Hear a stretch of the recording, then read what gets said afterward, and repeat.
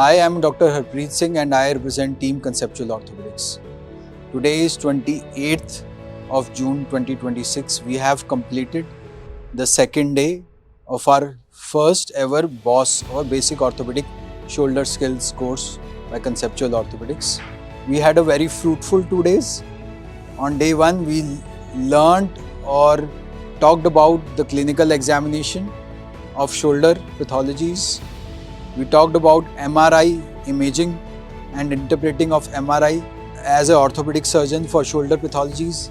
We talked about treatment planning or approach to various shoulder pathologies in 3 sections, which we divided shoulder pathologies into shoulder pain under 40, shoulder pain over 40, and miscellaneous shoulder conditions. And we had very interactive 3 sessions, and I think the students would be better, more confident and better equipped to deal with shoulder pathologies. We had a skill lab on day 1. During the midday, we had a MRI reading class, a reading practical exercise. And at the end of the day 1, we had a skill lab where we had 4 stations focusing on diagnostic arthroscopy, triangulation skills, knot tying skills, and introduction to or familiarization with shoulder arthroscopy instrumentation and anchors. We had a long day. We finished at around 8 o'clock in the evening. I think we had all the students who waited till 8 o'clock to practice in all the skill labs. I was happy that I was able to execute along with all my other co-faculty what we wanted to achieve. Day 2 was focused on surgical. We talked about 4 different common surgeries which are practiced as a shoulder surgeon. That is Letarge, Bankart repair, open cuff repair and arthroscopic cuff repair.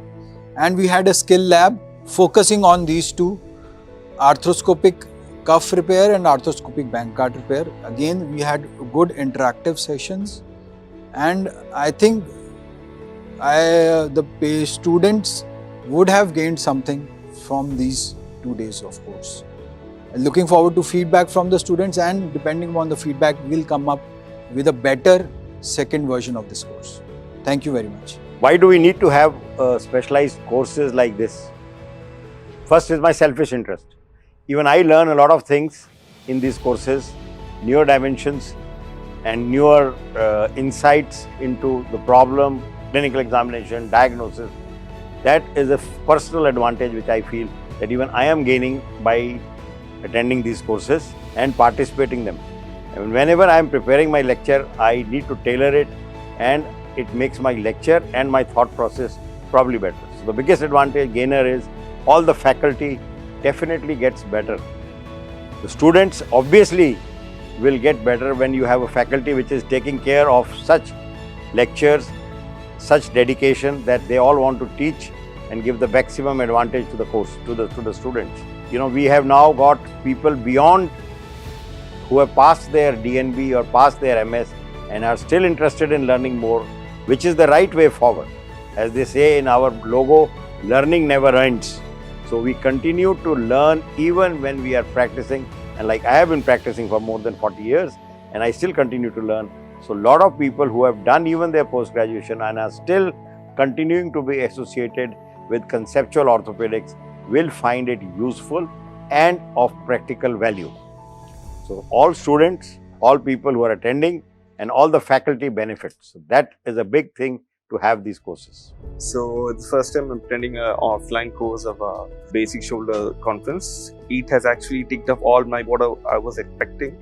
I've got the right view because I had zero exposure to shoulderscopy before. Right now I'm having a basic confidence of like reading a proper MRI and also the basic arthroscopic instrumentations. I would like to say that this course really remained up to the mark. After going through the course, I really recommend everyone should attend this course. Very helpful me to understand the basic concept regarding the shoulder pathology and anatomy.